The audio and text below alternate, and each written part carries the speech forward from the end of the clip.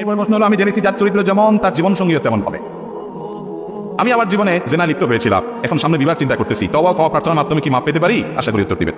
ভাইরা আমার, এই কথা আপনাকে কে বললো যে যার চরিত্র খারাপ তার জন্য কপালে খারাপ বই আসবে, ভালো আসবেই না? এটা কে বলছে আপনাকে? আল খাবিসাতু লিল খাবিসিনা ওয়াল খাবিসুনা লিল খাবিসাত, এই আয়াতের তাফসীর খুলে বিস্তারিত পড়ার চেষ্টা করেন। এই আয়াতের মানে শুধুমাত্র চূড়ান্তভাবে এটাই নয় যে খারাপ মানুষরা খারাপই পাবে। প্রথম কথা হলো, বেশিরভাগ ক্ষেত্রেই যে খারাপ সে খারাপের দিকেই যায়, কিন্তু তাই বলে কোনো মানুষ যার চরিত্র খারাপ তিনি জেনা করেছেন এই জন্য তার কপালে জেনাকারে মিলবে এরকম কোনো কথা নাই। এটা এরকম কোনো কথা কোরআন হাদিসে পরিষ্কার করে কথা বলে দেওয়া হয় নাই। আরে ভাই, যে ভালো কথা বলবে তার জন্য ভালো কথা, যে মন্দ কথা বলবে তার জন্য মন্দ কথা। এই আয়াতে এই তাফসীরটাই সবচেয়ে প্রসিদ্ধ গ্রহণযোগ্য।